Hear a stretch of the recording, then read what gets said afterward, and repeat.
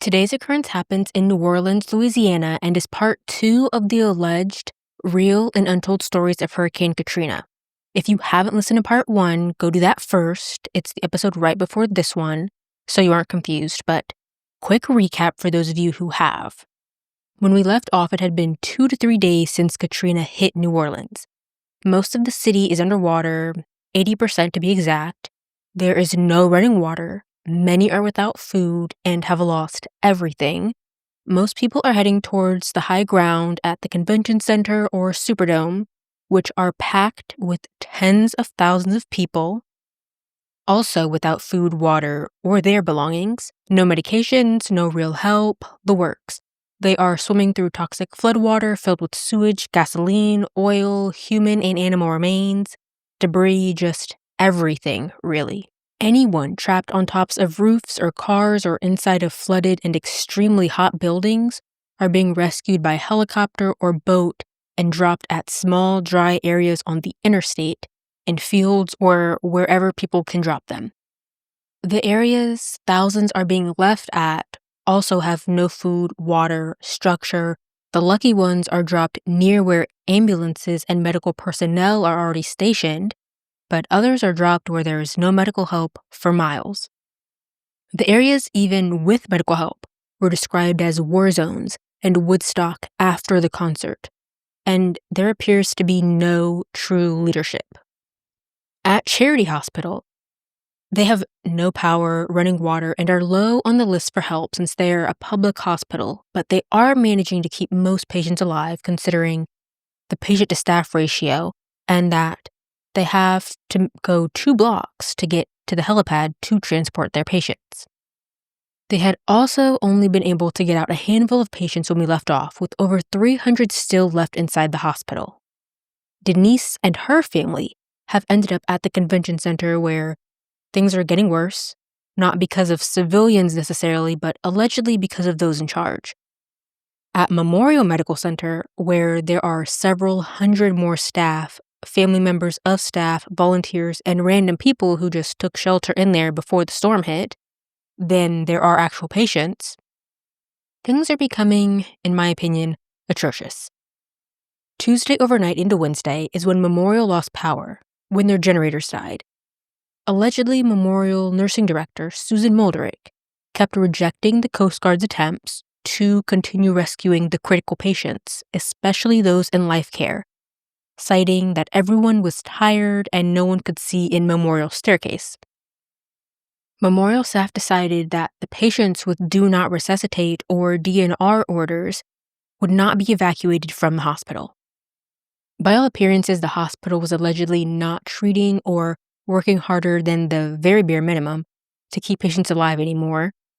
ICU nurse manager Karen Wynn had knowingly reattached an unsterile tube into a woman's urine collection bag, which would likely lead to an infection. Pulmonologist Dr. Ewing Cook had euthanized his daughter's dog, one of her cats, and 2 other people's dogs that he had been asked to take care of.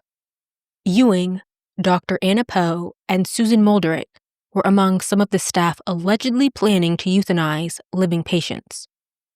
Angela McManus had been separated from her mother, Wilda, who had already been given morphine and would also be given Ativan by a nurse battling addiction that should have been supervised. And all over New Orleans, things would only continue to get worse.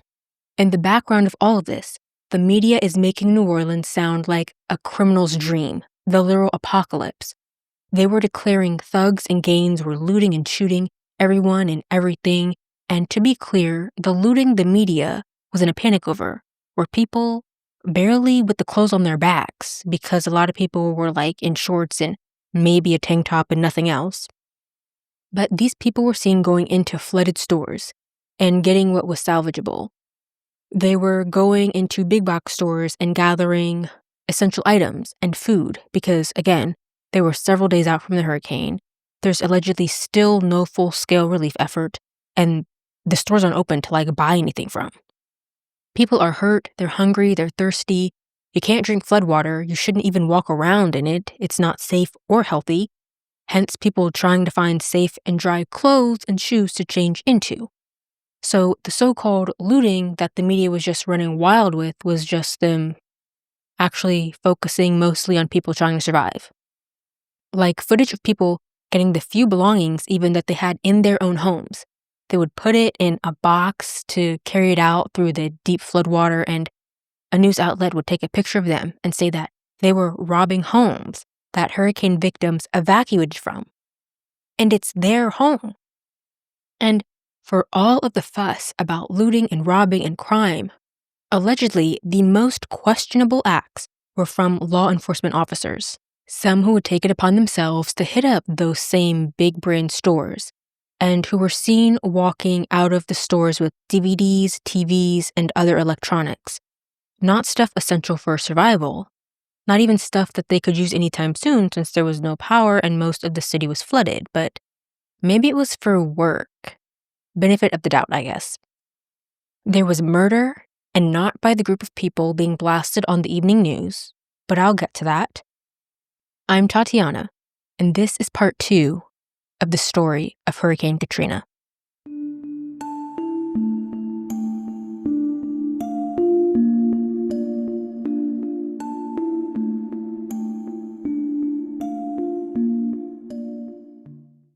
On Thursday, September 1st, a lot happens on this day. It's 3 days after Katrina and day 4 at Memorial Medical Center. It's sometime after midnight, and a boat with blinding lights is speeding towards Memorial Medical Center, much to the people inside's dismay. There are people shouting at that boat to go away and stay away from the hospital. The boat doesn't stop, and the yelling caught many staff members' attention inside of the hospital. A man's voice shouted from the boat for the hospital staff, who turned their lights on to try and see who it was in the boat approaching. And the guy in the boat yelled at the hospital to turn off their lights in not so polite language. There's a bit of back and forth, Memorial staff yelling at the guy on the boat to identify themselves, and the guy on the boat impolitely yelling for them to turn off their lights. I don't know if anyone actually turned off their lights, but the boat landed on the ER ramp, and about 20 people disembarked in a 2x2 formation, wearing machine guns, night vision goggles, helmets, and dark uniforms with bulletproof vests. It was the police. A nurse on the second floor saw as they had approached and ran downstairs to see if they had come because she was apparently well connected through family members and had reached out to them with SOS calls. That's not why the police were there, though. They had shown up because they received a call that thugs from the neighborhood were trying to loot the hospital pharmacy and had overrun Memorial in the process. The hospital locksmith, who had been thrust into the job of staying up all night to protect everyone, along with other civilians, was upset because that was the sort of thing that it took to get the police to the hospital. They couldn't seem to get trained law enforcement officials there to protect them otherwise. The SWAT team didn't stay, though.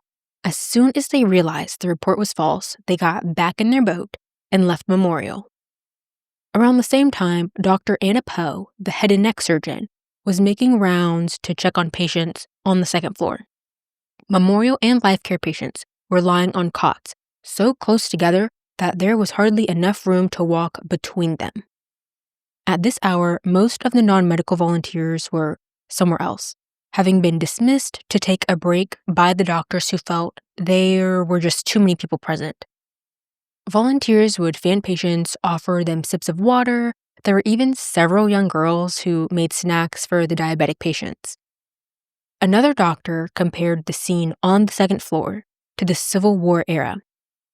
Atlanta Railway Station and Gone with the Wind, specifically where the music swells and the camera reveals endless rows of patients suffering. According to the book 5 Days at Memorial by Sherry Fink, Memorial's conditions were definitely improved from Civil War era conditions, regardless of how the staff actually felt, especially considering they suddenly had ice. The nurses would fill their exam gloves with ice and tuck them into their clothes to help keep cool. Also, apparently, the director of plant operations, Eric Yankovich, and his staff had found and repaired 2 small generators after transporting passengers the night before on his fishing boat. The generator was used to power a high-speed blower, the kind that is usually used to dry floors. They used the blower as a fan and were able to power lamps and box fans too. They even managed to get the generators to light a couple of the light bulbs on the helipad. Dr. Ewing Cook had decided to nap on a cot for a little bit while second-floor staff listened to a battery-powered CD player that belonged to his daughter, Stephanie. Hospital staff sang and joked along to the oldies music they were playing. Ewing allegedly napped outside of the room where the music and singing were coming from, as he had been warned about a possible break-in and his office was near where someone could try and break in, I guess. The pharmacy and hospital were well stocked due to the helicopter drop-off of much-needed supplies 2 days before, after they feared that they might run out of things by Tuesday. The hospital operated on a just-in-time supply, especially for medication, but they managed to get the medications that they needed before running out. Now, the pharmacist would take turns sitting outside of the pharmacy, waiting on orders, and they still requested paper prescriptions, and they documented doses that they dispensed, since there were a few pharmacists there. Doses were not given through IV, though. Nurses were told, do not give patients IV fluids or their usual prescribed medicines, allegedly because the hospital was in an emergency mode and the lighting was too dim for it to be safe. Patients still desired care, though, even though it was limited. They would ask and sometimes even cry for medications that they knew they needed that doctors decided shouldn't be given. A nurse was surprised at how hard patients were battling to stay alive. Allegedly, one nurse was shocked when 78-year-old Carrie Hall, a life care patient, reached out to her to say that she needed them to clear out the fluid from her tracheostomy. Carrie was surrounded by the more sickly patients, most who were assigned as Category 3s. A nurse supervisor didn't realize patients were scared of being abandoned, shocked when ICU patient Rodney Scott, the patient that weighed over 300 pounds and had been designated last for evacuations due to his size, asked the nurse if he was going to make it out because he heard they couldn't get someone of his size out. The nurse supervisor told him that they would get him out just like everyone else. There was a meeting that morning where doctors spoke about their displeasure at Memorial Hospital leaders turning down the option to continue helicopter rescue Tuesday night into Wednesday morning. Allegedly, there had been very few patients that were evacuated up to this point, at least compared to family members, staff, and other visitors. At that meeting, led by Susan Mulderick, with CEO Renee Gu and medical chairman Dr. Richard Dykeman, she went over the remaining supplies and people in Memorial. What was left of water, food, people, and life care patients still remaining on the 7th floor. A doctor asked what should be done about the waste building up inside of Memorial. The smell was violent at this point, and there wasn't a definitive answer. As the meeting wrapped up, Curtis Dosh, the chief financial officer at Memorial, appeared with news that their parent company, Tenet, said that they were sending a fleet of privately hired helicopters and satellite phones that very morning. Curtis and Susan didn't have answers on exactly how and when staff were getting out, but they reassured them that they were waiting on more helicopters and boats, and everyone was getting out of Memorial that day. A Dr. Kathleen Fournier, an internal medicine specialist, later approached Susan Mulderick, upset and worried about her cat that was not eating or drinking anymore and upset at the idea of possibly putting her cat down. Susan wanted to slap her. Apparently, it upset her that pets were being treated in ways that defied hospital rules.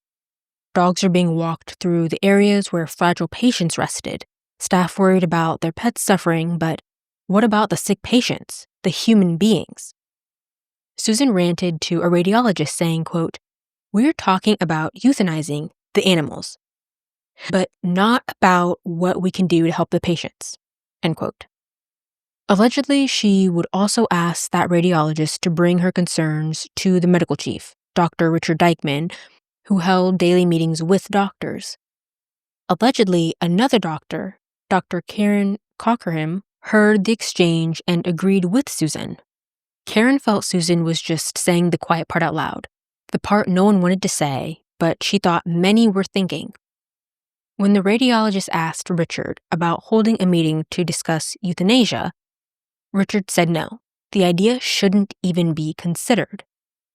The radiologist wanted to talk about the topic out in the open with the other doctors during a meeting, not behind closed doors, where only a few would be able to weigh in on the issue.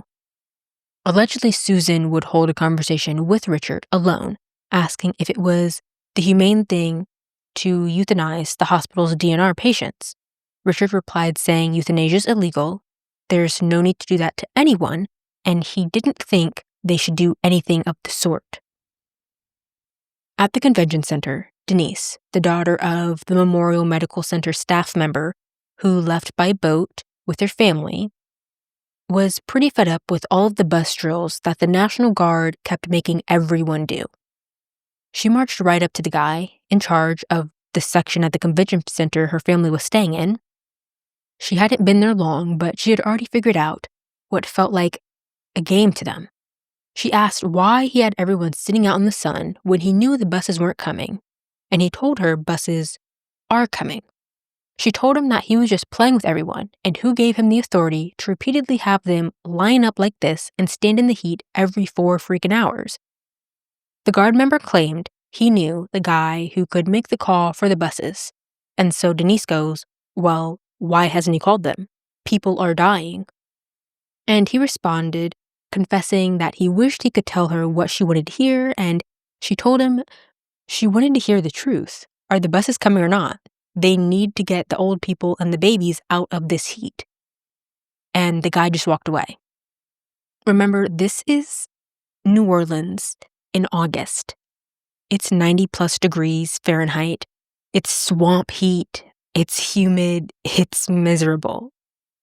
There was actually an event that just happened that I was going to go to in New Orleans this past week of me recording this, and the turnout for that event wasn't that great.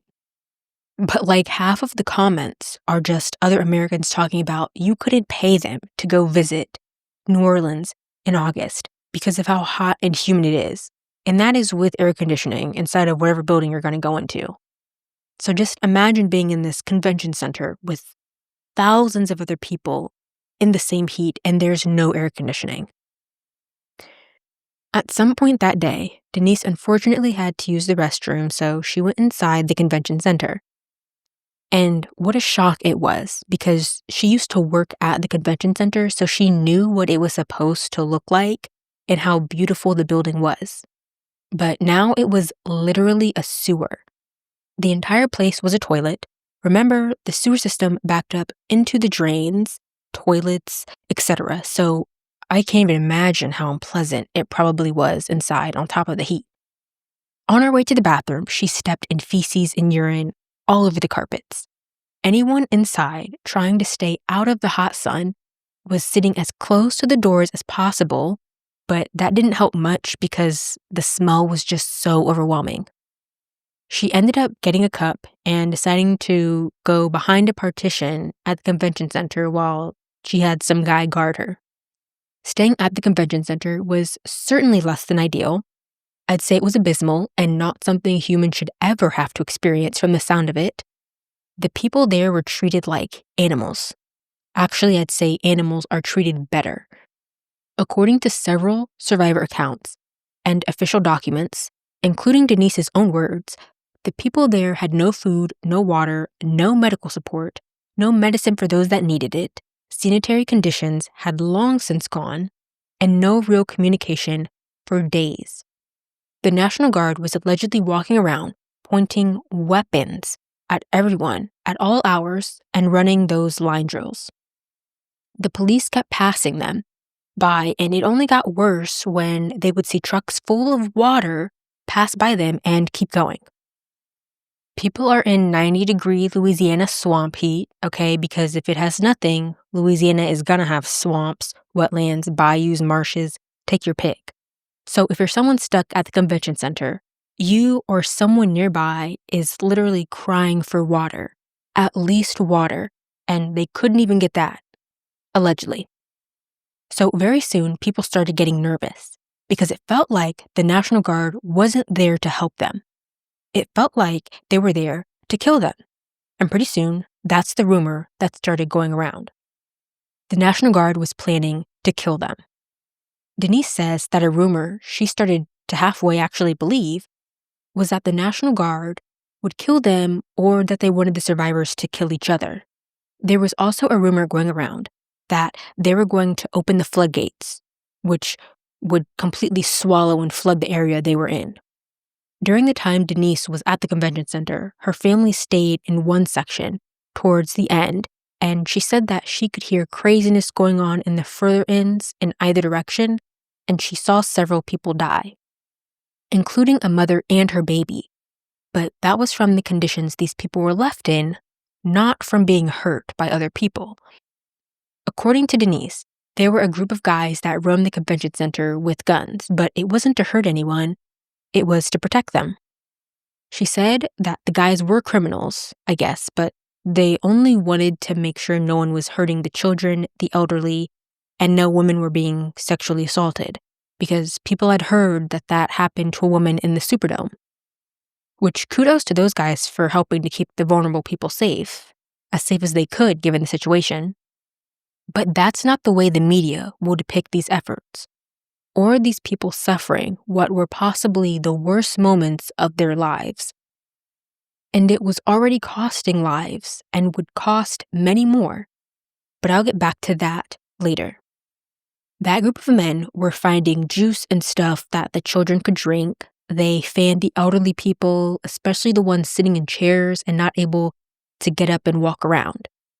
They also got clothes for people that were showing up to the convention center after walking through that toxic floodwater. Remember, floodwater is dangerous. It's filled with chemicals, bacteria, sewer water, all kinds of waste. And now at this point, it's like, okay, why are these people just suffering through these conditions? Well, allegedly they couldn't leave. They weren't allowed. Anyone trying to go up the bridge to go to Algiers, a neighborhood district, were turned away and sent back to the convention center. They were trying to cross the bridge to get to the West Bank, where the lights were on because they had power and it was dry. Denise said the National Guard were up there with guns aimed at anyone trying to cross, and that Louisiana's governor, Kathleen Blanco, gave the order to shoot and kill so no one could get through. Denise said of this experience, quote, "So people would go up the bridge every time they lined us up for the buses, and buses wouldn't come. People in groups would go up to the bridge, trying to get across the river. People who had family across the river couldn't get across the river. They were not letting us out of there. They wasn't letting nobody in, so we were trapped. I can't even express it. The tears get close to my eyes, and I have this feeling in the pit of my stomach, like if I start crying, the sobs will kill me. I guess someday it'll calm down, and I'll be able to just cry like a normal person, but I feel like if I started crying, I'd never stop." End quote. Now, Denise said there were National Guardsmen there pointing weapons at desperate people trying to escape an underwater city, and others corroborated it. 2 people, Sarah and Petrie, spent their time on the highway over those 3 or 4 days post-Katrina, where even at night the heat radiating off the highway was miserable. They were in an area where they could walk to a bridge to leave the city and cross over into the next parish. But for them, this wasn't something you'd think people who have lost most, if not all of their material possessions, should be able to do freely. But when they went to try and go across the bridge, they could see a line of guns on the other side aimed at them. Sarah and Petrie weren't alone. There were others with them with the same idea, just wanting to cross the bridge and get help. But when they yelled at the police with the guns that they just wanted to walk out of town, they had permission to do so. They were ordered to turn around. Sarah and Petrie said allegedly police and armed citizens in the parish over believed the survivors of Hurricane Katrina were armed and dangerous criminals, and if they tried to leave their flooded city, they would be killed. Allegedly, the survivors of Hurricane Katrina did not receive the kind of help they needed for days. They could not even leave to get help in the same country, in the same state that they lived in. And that's because of those news sources over the past few days. While American citizens were struggling to get by, were allegedly reporting that there was violence, looting, and crime galore happening all over the city.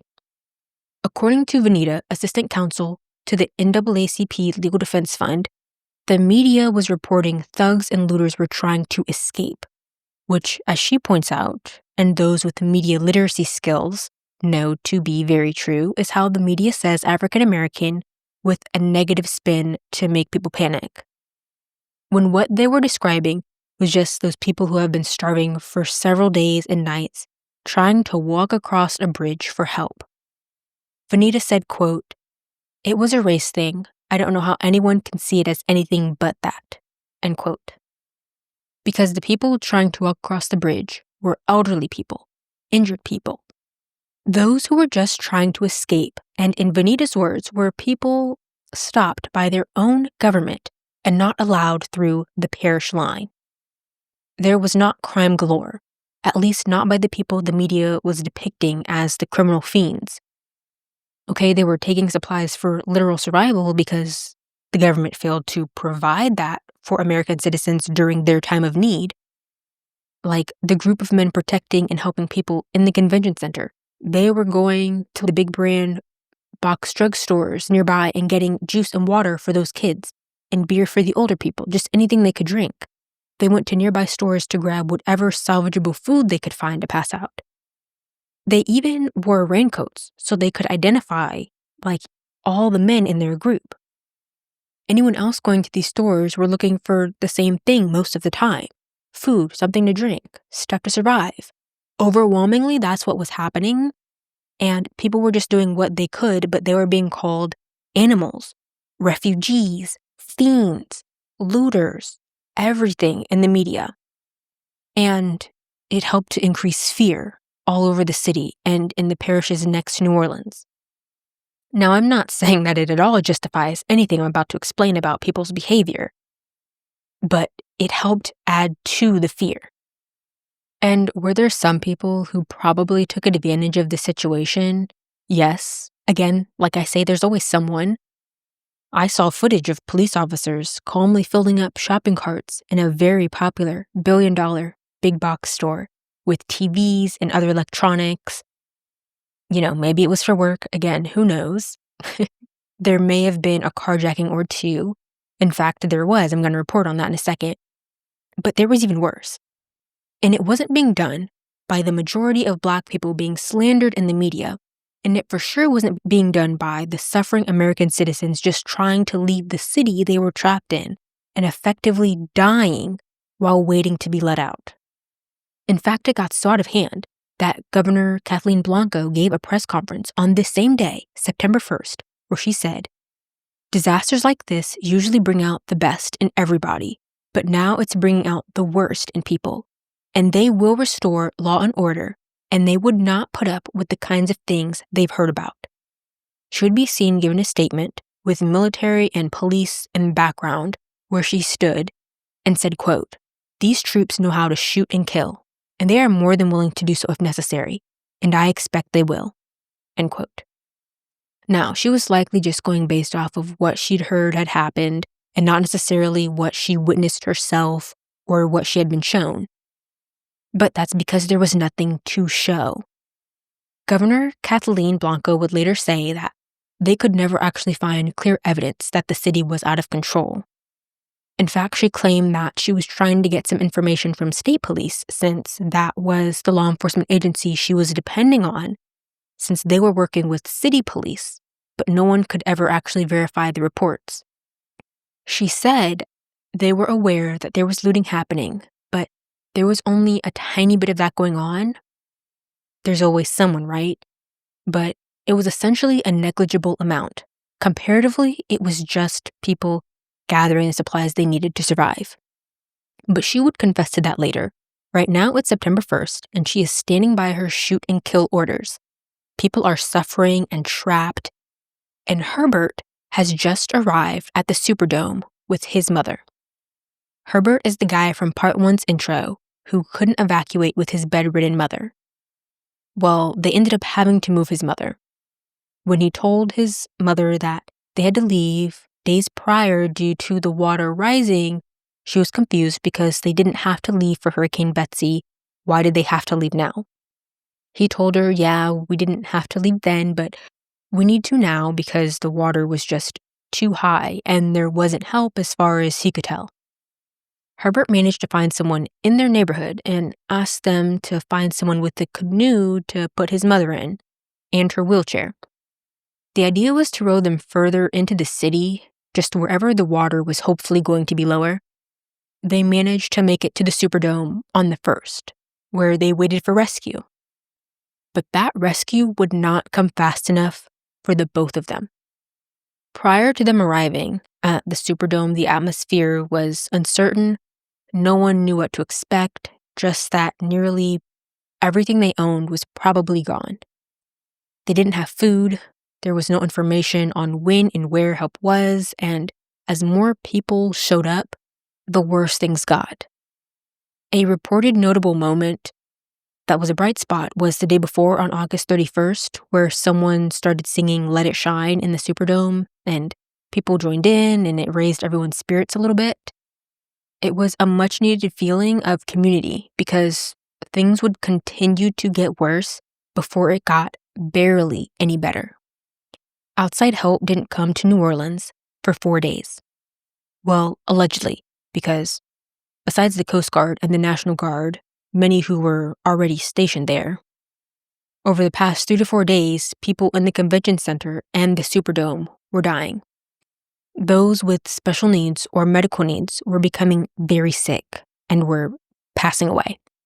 If they needed medication, no medical response was set up to make sure that people were getting what they needed. People would have to sit there and watch their loved ones just die, unmedicated, hot and sweaty. I mean, many there couldn't even get a change of clothes, brush their teeth, take a bath. The toilets and drains were backed up all over the city, and there was still nothing to eat. I guess at the arena there were military ration boxes, but for the most part, the people there went many days without eating. At the same time, people in New Orleans for a paramedics convention that started on the 25th were trapped. There were no rental cars available for them to leave, and no flights out of the city when they heard the storm was approaching. Most of the attendees at that paramedics convention were from out of town, and they were staying at a hotel in the French Quarter. So on September 1st, 3 days after the storm, with no electricity and everyone in the hotel eating whatever the hotel already had, which was canned soup and boxed cereal, a manager got fed up. One of the hotel managers got the hotel guests to put together $25,000 to charter a ton of private buses to get everyone out. So the guests are excited. They put together a huge amount of money to save themselves, and they have been told that buses were on the way. The buses were coming. They're getting multiple reports that the buses they privately paid for are coming to rescue them, and they were told to line up and wait for them. So that's what they did until midnight, 6 hours after being first told to line up. That's around the time that they heard that actually the military had commandeered the buses as they entered New Orleans. So, with no buses and the hotel now out of food and water, guests were sent out of the hotel. Lori and her husband Larry were both paramedics from California at the hotel at the time, and they were also sent away. They joined approximately 200 other hotel guests on their journey to a command center that the police set up down the street at this casino. Lori gets there and asks the police what they're supposed to do now, and according to Lori, they told her she can't go to the Superdome or a convention center. They asked, where can they go? And the officers told her, they don't know. You're on your own. So Lori and the 200 other hotel guests decided to camp in front of the police command center for protection. at least until the next day. According to Lori, the command center realizes they now have a couple hundred tourists in the way and tells them something like, "You know what? We just heard if you cross the bridge, there are buses." And the tourists start cheering, and Larry, Lori's husband, ever the realist, is like, "Pause. We've been lied to since Monday. We were lied to on Monday, Tuesday, Wednesday, and now on Thursday, you're sitting here telling us this? We need a guarantee that this is the truth." According to Lori, the guy looked at them in the eye and swore to them, "There are buses on the bridge. He just got word." So, the 200 tourists walk the 2 miles through town on the expressway, pulling along their luggage in the rain. And as they're walking, people are observing this group of 200 walking through town and decided to join because they, of course, assume that this huge group must know something that they don't. And everyone wants to get out of the city. So as they walked, the group grew from 200 people to about 1,000 marching to the bridge. This huge group of stranded survivors gets to the bridge and they see, according to Lori, armed Gretna sheriffs forming a line at the foot of the bridge. The bridge they were approaching is a 6-lane highway and it crosses the Mississippi River to this town, Gretna in Jefferson Parish, which neighbors them. The region across the river is called the West Bank. Before anyone could even open their mouths to explain what they'd been told or what they wanted, the police shot at them and told them to get away and they cannot come onto the bridge. According to another guest at the hotel, who was on vacation in the city with a group of 5, the cops fired into the air and yelled at people to get back. And they were pointing guns in people's faces, telling them to back down or they would shoot them. At this point, the rain is coming down hard and everyone's soaked, upset. A woman named Debbie in this group stood there crying while she thought she would never get out of there, and if she did, it would not be alive. It's mind-boggling to think about. There's barely any traffic across this multi-lane highway, and they won't let people leave. Lori herself couldn't believe it. She couldn't believe they were seriously shooting at a group of desperate people trying to get out of the city, and that was the only way out. They aren't allowed to go to the convention center, the Superdome. There's no supplies, no help, and they were told to go to the bridge. And now they are scared to death for not only their own lives, but everyone around them. Larry was in the fire department. He had his fire department badge. He raised it, put it on the ground, turned around and put his hands up, and he walked backwards a little to ask if he could approach after showing that he wasn't a threat. And him and Lori were given the okay to do so. They made it to the sheriff and they told the couple that the police commander lied to them. There were no buses.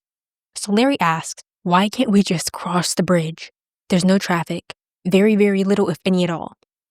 The answer was no. The people trying to leave the underwater New Orleans were not turning the West Bank into another Superdome. Lori said, quote, "And to us, when they said that, was absolutely code words for if you're poor and you're Black, you are not getting out of New Orleans. You are not coming to our territory." She went on to clarify, saying, "Yes, we're white, and most every other person was African American, and that is what they saw, and that is what they were responding to, that this group of people of color were not going to come into their neighborhoods." End quote. What that entire group didn't realize at the time was that the president of Jefferson Parish proudly declared Jefferson Parish to be Jeffersonia and said on the radio that they would not let people from Orleans Parish cross the parish line to get out. They were going to put armed police there and force you to turn around at gunpoint. So, back at the bridge, Debbie realizes Lori is a take charge kind of person, so she and some others decided they would stick with her. They didn't know where to go or what to do, but they knew they would stick with Lori and ended up being very glad that they did.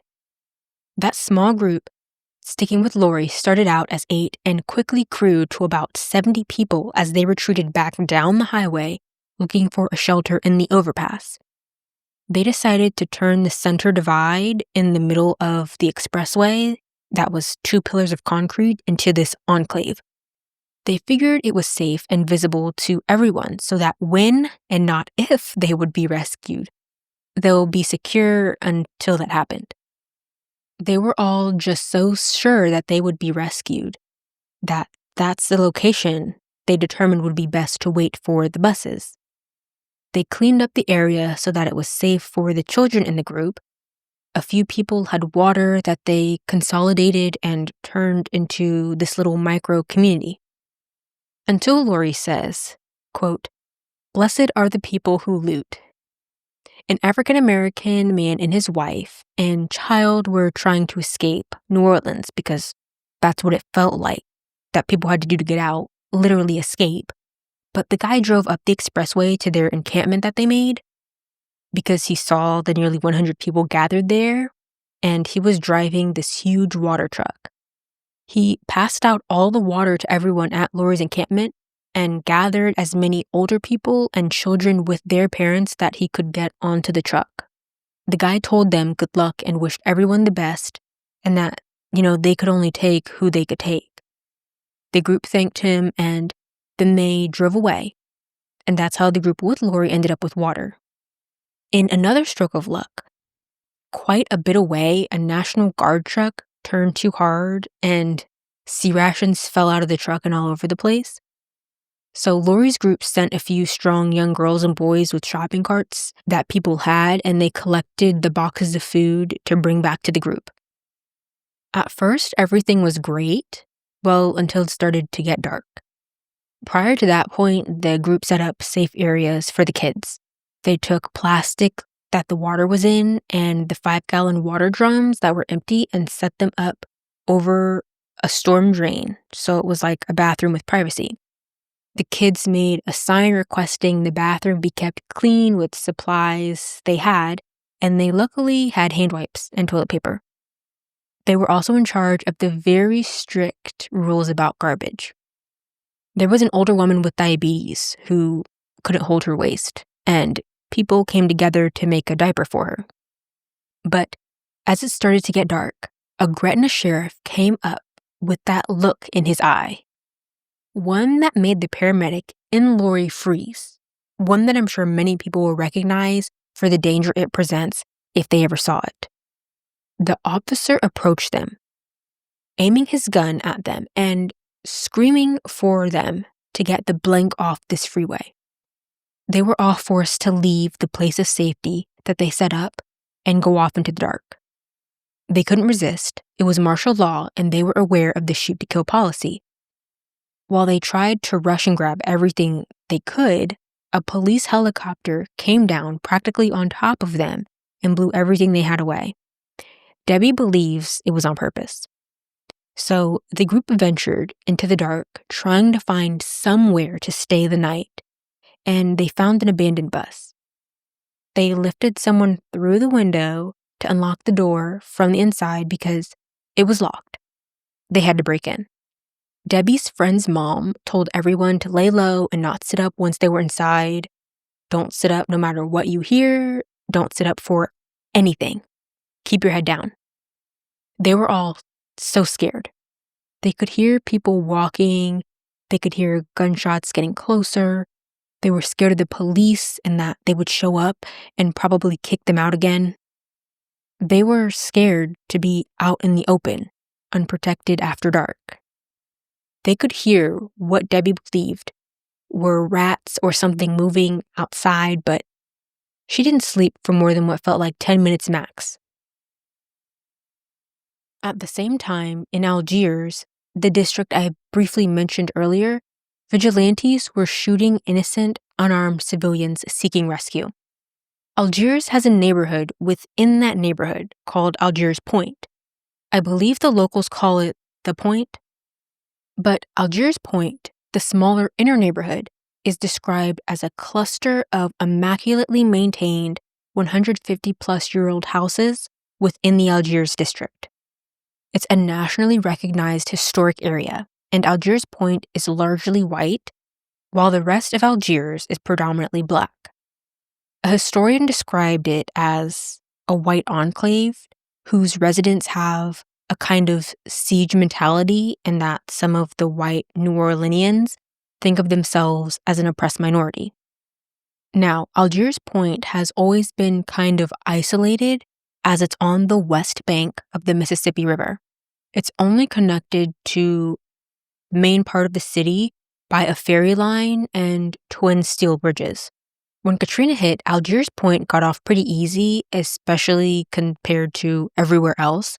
But the levees around Algiers Point held off the Mississippi's surging currents, stopping flooding, so most homes and businesses in the area survived in one piece. As people learned that the area was dry, these desperate people started going towards the West Bank, either walking over bridges or going by boat, to the point where the National Guard designated the ferry landing at Algiers Point as an official evacuation site. So rescuers from the Coast Guard and more brought survivors to that ferry terminal where soldiers loaded them onto buses headed for Texas. A group of white residents were absolutely convinced that crime would come with people trying to evacuate the underwater city. They decided to try and cut off access to the neighborhood. They dragged lumber and fallen trees into the streets to block the roads in and out. They started patrolling the streets in pickup trucks and SUVs with handguns, assault rifles, shotguns, and at least one Uzi they stockpiled. According to an article in The Nation by A.C. Thompson, this newly formed militia was made of about 15 to 30 residents, mostly men, all of them white. They were on the hunt for thieves, outlaws, or as one member put it, anyone who, quote, didn't belong. Donnell Harrington, his 17-year-old cousin Marcel Alexander, and 18-year-old friend Chris Collins were walking through Algiers Point. Donnell in his early 20s worked as an armored car driver for Brinks and lived in a now destroyed rented duplex in Algiers, a mile away from Algiers Point. All three men were trying to get out of the destroyed city, and they were walking to Algiers Point's ferry terminal hoping to catch an evacuation bus. Donnell had a bottle of water in his hand while they walked, and he spoke to Marcel. They were just talking and walking when out of nowhere, Donnell heard a blast before being lifted into the air. He hears his cousin yelling to see if he's okay, and Donnell sees blood all over him. Marcel looks at Donnell and sees a big hole in his cousin's neck and tries to go over and help get him up. Donnell looks over to see a white guy in a white t-shirt walking up to him with a shotgun. He somehow manages to get up in time for the shooting to start again. Donnell is hit from behind with a shotgun blast this time. The same shot hit Chris and Marcel too. Donnell sees the first guy reloading a shotgun and looks over and sees something to try and get cover from in the street, so he yells at Marcel and Chris to run, and he goes in the opposite direction of them to jump over the structure and take cover. While he's in the air, jumping over the debris, he hears another blast and feels buckshots hit his back. There are 3 armed white men after him, and he didn't see or hear them at all before they just started shooting at them. Donnell ran with his hand pressed to his throat to try and stop the bleeding, and behind him all he heard was the men yelling, quote, "Get him. Get that nigger," end quote. Marcel and Chris hid in a shed behind a house, trying to get away from the gunmen after them. The pair were discovered, and the armed men shoved their pistols in Marcel and Chris's faces while yelling, quote, "We got you niggers," end quote, over and over again. The armed men told Marcel and Chris they were going to tie them up, put them in the back of the truck, and burn them. They were going to make sure they suffered. Marcel and Chris were interrogated and threatened for at least 15 minutes before the men told them. If Marcel and Chris left Algiers Point and told their friends not to set foot in the area, they could live. Marcel thought he for sure was about to die and be removed off the face of the earth. At the same time, Donnell is bleeding profusely from his neck and in need of help. He spots 2 white guys in a pickup truck and begs them to help him. telling them he was just shot. Immediately, they tell Donnell, quote, "Get away from this truck, nigger. We're not going to help you. We're liable to kill you ourselves," end quote. He barely managed to stumble back to one of his neighbors' houses and collapsed on their front porch. The couple living there wrapped him in a sheet and got him to a hospital as fast as they could, where he was quickly taken in for emergency surgery after x-rays revealed metallic butt shots all through his neck, arms, back, chest, and abdomen. One of the doctors that operated on Donnell said they were close-range buckshot wounds that would have been absolutely fatal if he had not made it to the hospital. Donnell spent 3 days in the hospital after that, before he was then taken to a medical facility in Baton Rouge. He was left with scars all over his torso and a long scar on his neck from being shot, but he did survive. When he came back to New Orleans, months later, he went to the 4th District Police Station to try and file a police report. Those officers patrol the West Bank, where Algiers Point is. There was no documentation of the attack, which may or may not have been surprising. I believe hospitals, at least today, are required to report injuries that suggest a crime has occurred, or just for certain wounds, like stab wounds, gunshot wounds, or other penetrating injuries. Those officers refused to take a report, or even look into Donnell's story. And Donnell was not the only person shot. The surgeon that treated him said he personally saw a bunch of gunshot wounds, many that went unreported. They saw a couple other handgun shootings, someone hit with a high-velocity missile or assault rifle rounds. The guy remembered treating like 6 non-fatal gunshot wounds and 3 lethal gunshot cases. He didn't give any more info than that, privacy laws being what they are. But instead of pooling resources and putting together water, food, medical supplies, anything that they could to help others who lost everything while they got off fine, Algiers Point residents decided to hunt down Black people like animals. And this was praised by newspaper reporters. It wasn't a secret. Reporters praised this group's actions in articles that pro-gun blogs ran with. In the Cox News story that I believe was taken down, they called this group the ultimate neighborhood watch. And Donnell's story was far from the only one. A lot of people blame the media portraying African Americans as thugs and looters immediately following the storm, even though people of both races were trying to find basic survival supplies that the government allegedly failed to provide.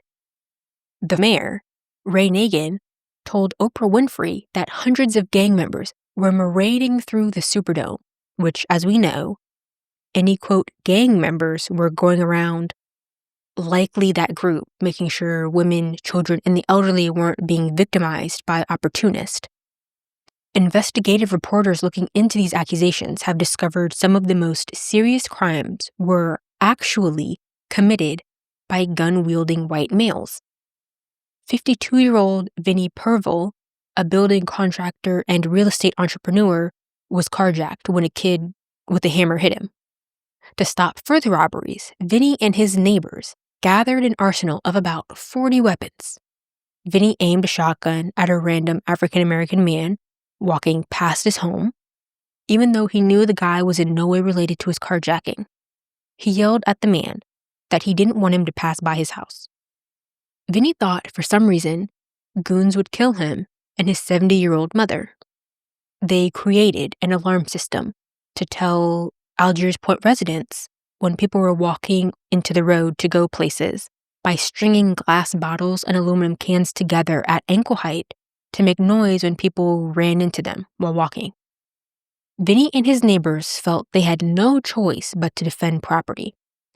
Vinnie would claim he wasn't racist, just classist.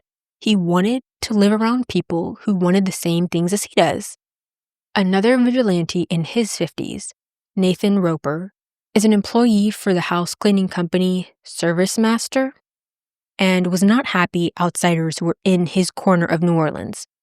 It was irritating the National Guard decided to use Algiers Point's ferry landing to evacuate people. Nathan would go on to say, quote, "I'm telling you, it was 40, 50 people at a time getting off these boats, hoodlums from the lower Ninth Ward in that part of the city.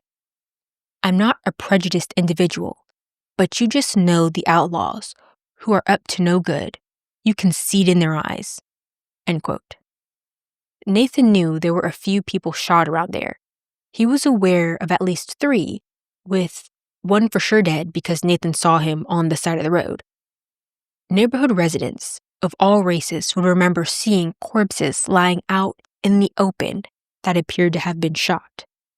Some police would allege, at the time, that they didn't prepare at all for Katrina, no more than they would have for the average thunderstorm. The officers claimed to have nothing, no way to communicate. There was no leadership, no equipment. It caused the force to break into isolated semi-autonomous bands that didn't know what was happening even a block away from where they were at. Nathan Roper said the police told them if they thought people were breaking into their property to do what they gotta do and leave their bodies on the side of the road. He claimed police had knowledge of what was happening and gave the militia consent. Nathan said he saw an African-American man trying to get into a corner market grocery store that was shuttered before the storm. Another militia member shot him from a few feet away and killed him. In this particular article, Nathan denied he himself ever shot or killed anyone. That same year, a Danish documentary crew would record him confessing to shooting someone. In the same documentary, produced by that Danish crew, 60-year-old Wayne Janik, a carpenter and contractor, gloated about hunting humans. Wayne actually says, quote, "It was great. It was like pheasant season in South Dakota. If it moved, you shot it. I'm no longer a Yankee. I earned my wings." End quote. Wayne was from Chicago and allegedly felt he became a true Southerner by hunting Black people. He said this at a barbecue surrounded by a bunch of locals to Algiers Point, not long after the hurricane, when this was being filmed. A white woman next to him said, quote, "He understands the N-word now. We take care of our own." End quote. He had a shotgun and 238s hunting people down and enthusiastically spoke about keeping the bloody shirt worn by a shooting victim as a trophy. When anyone they thought might be a looter showed up in their neighborhood, quote, "They left full of buckshot." End quote. In the Nation article, Wayne boasted about 3 people who were shot in one day at an intersection by his home, assuming the African Americans they shot were looters simply because they were carrying tennis shoes or baseball hats. Wayne and a neighbor chased them down while the neighbor unloaded a shotgun on them. Wayne grabbed one of the men who were trying to get away from them and says that he considered killing the guy, but instead rolled him over in the grass after seeing that he had already been shot in the back by buckshots already. Wayne figured that was enough and told him, quote, "Go back to your neighborhood so people will know Algiers Point is not a place you go for a vacation. We're not doing tours right now." End quote. A woman who had 2 cousins and an uncle that joined that little cause said, quote, "My uncle was very excited. It was a free-for-all white against black that he could participate in. For him, the opportunity to hunt Black people was a joy. They didn't want any of the ghetto niggers coming over." End quote. She went on to say that her relatives viewed African Americans who wandered into Algiers Point as fair game. One of their cousins in his 20s even sent an email to several of their family members telling of his militia adventures. Her cousin attached a photo with him posed next to an African American man who had been fatally shot. She said the email was gleeful and her cousin was happy that, quote, "They were shooting niggers." End quote. That woman would not go on the record with her name because she didn't want her relatives prosecuted for their crimes. In Algiers Point, the gunman had wide support, and anyone who may have been against did not speak up or out openly. A homeowner in Algiers Point who claims they were part of the shootings said they saw a hail of gunfire from 2 militiamen rain on 2 African American men. He saw blood squirting from one of the guy's backs, and the witness, an EMT, says he had to go against his instinct because had he rushed to help like he wanted to, the guys may have shot him as well. They were using an AK-47, a handgun, and a shotgun. The same witness also recorded a video where 3 white men from Algiers Point were talking about that incident, and one of them mentioned that it might be a bad idea to talk openly about their criminal actions. Another one responded saying no jury would convict them. Vinnie Purvel, the I'm not racist, I'm a classist guy who had his vehicle stolen and allegedly turned around to go after every black person he saw thereafter, said no one besides the journalist who wrote this article came around asking about this stuff, which surprised Vinnie because he said if it was his son, he'd want to know who shot him. I mean, to say that after confessing to what you've done, and then to also say you saw 3 young black men walking down the street and starting to move the barricades the Algiers Point militia put up just to be able to keep walking down the street. He said that he saw his neighbor yell at the guys to keep the barricades there and leave, and it resulted in a little standoff with the neighbor until the neighbor decided to shoot one of them. The man who was shot ran about a block before dying. Now, Algiers Point wasn't 100% white, but it was pretty close. One of the few African Americans who lived there said that they were tolerated but not accepted in the area. After the storm, the militia would pass by and call all kinds of names and threaten to burn down the guy's house. The 61-year-old man remembered walking on one of the near-empty streets and stumbling across several bodies of African American men, clearly shot, with one set of remains practically headless. A 39-year-old African American neighbor in Algiers Point remembered walking by Vinnie Purvel's house and having Vinnie and other gunmen demand to know what the guy was doing in Algiers Point. He told them he lived there and could even show mail for proof.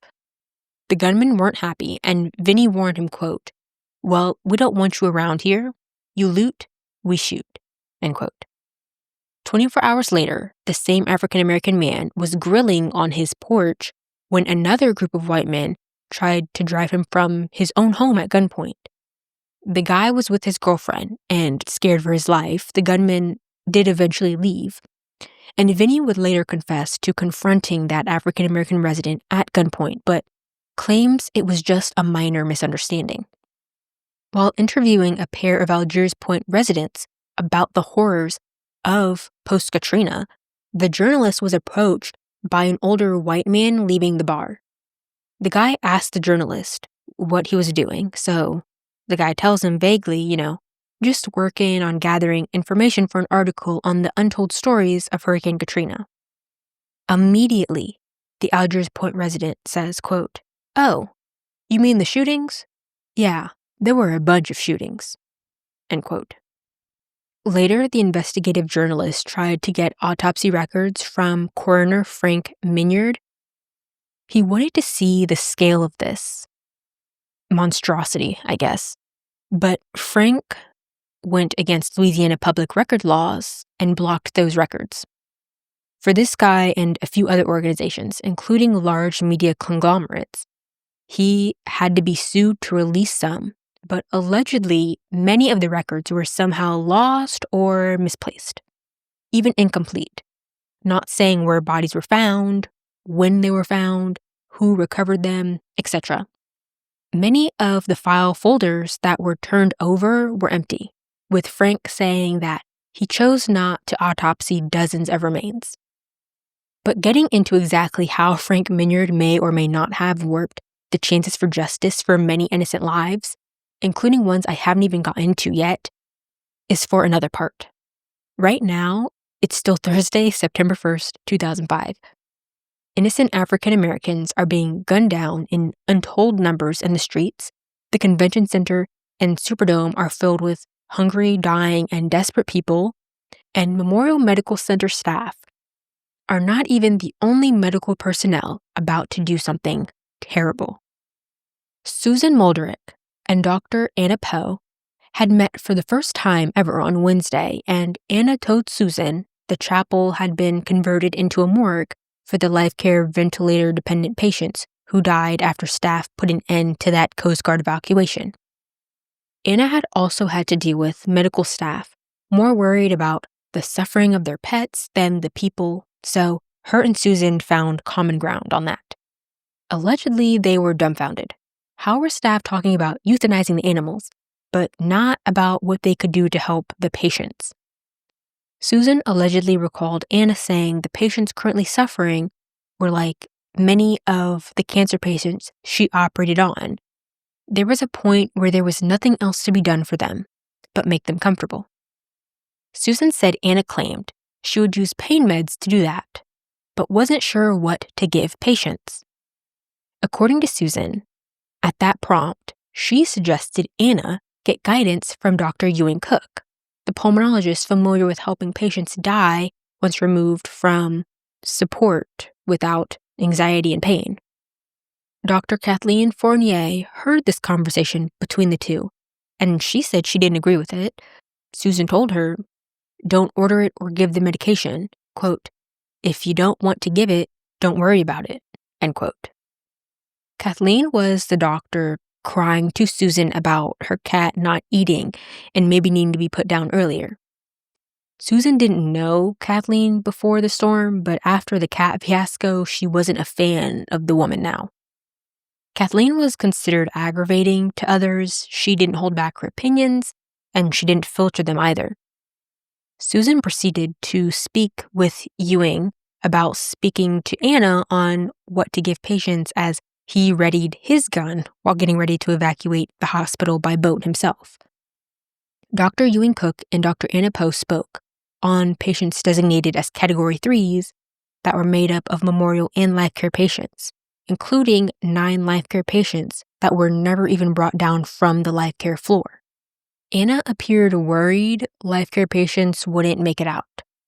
Ewing hadn't been up there since the storm. He wasn't asked to. He had no patients there.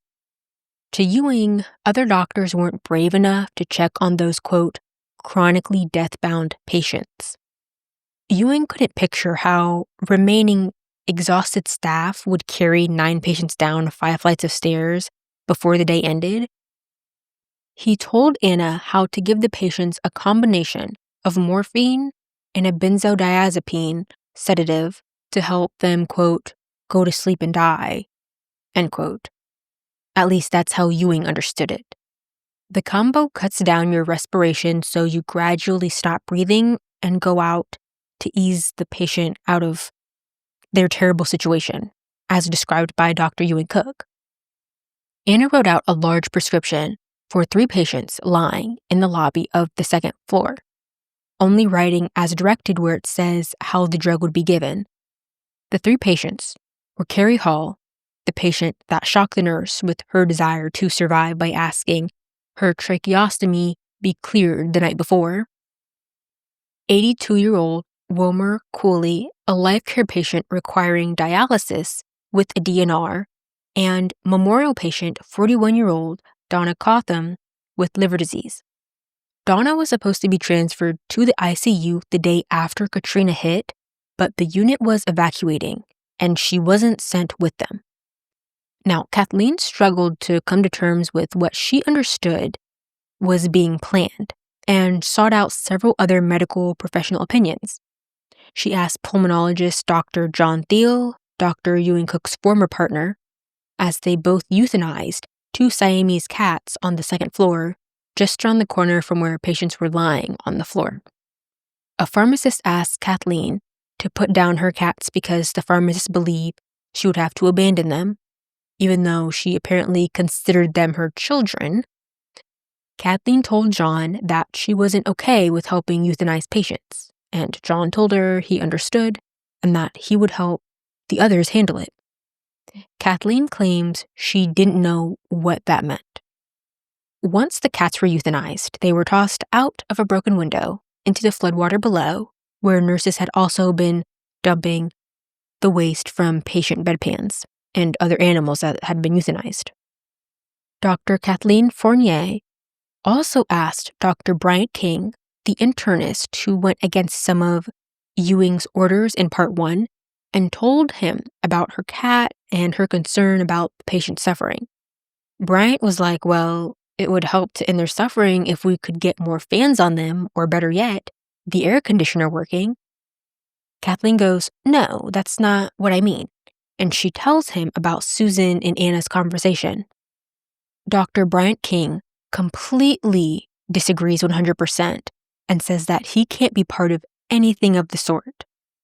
It was honestly a very stupid idea. It had only been 2 days since the floodwater rose, and they still had water, food, and they were dry. Now, when he took a dead patient to the chapel earlier, he saw 5 other bodies, so 6 total. He knew the situation was serious, but he had actually ventured to the 7th floor to see every patient there in order to number them a 1, 2, or 3 for the triage and evacuation. Those patients were uncomfortable and no doubt hot up there, and of course there were a few terminally ill patients, but no one was in sedation-worthy pain, as doctors may do every now and then for the very sick or difficult patients. But the people they were talking about didn't qualify for that, let alone supposed mercy killing. Plus, as he told Kathleen, speeding up death wasn't their job as doctors. Sedating them took away patients being able to express themselves and self-monitor, making them pretty much helpless, appear less alive, and less like they were worth saving. Kathleen would go on to say, quote, I'm a Catholic, but not a great Catholic, end quote. Bryant would respond telling her something like, well, that's between you and your God. Hearing this made Bryant so much more desperate to get out, he considered jumping into the nasty floodwater and swimming himself away from Memorial. He was so desperate he texted his best friend and his sister saying that evil entities were talking about euthanizing patients and desperately asking them for them to get anyone to save him. The National Guard, the news, it honestly didn't even matter who. At the same time, Susan Muldrick was angrily aiding Memorial non-patient evacuations. It was mostly the family members of doctors. Everyone wanted to bring these large suitcases onto evacuation boats, even though the rules were no pets, no suitcase, just one small bag. If that, some people only got to bring their wallets. She was tired of people complaining to her about everything.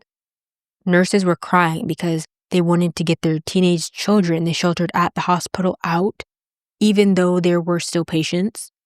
Nurses crying because other nurses got to leave, and they wanted to know why they couldn't go.